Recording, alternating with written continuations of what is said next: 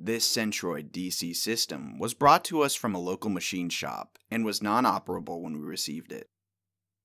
This Centroid system box is the main computer controller for a CNC system and allows the user to control the system along with the ability to program the tool using the embedded Centroid operating system. We discovered the fault on the main CPU board, which we then repaired, allowing the system to fully boot up as shown in the video. This system was picked up by the customer and they did a quick install and were up and running within a couple of hours.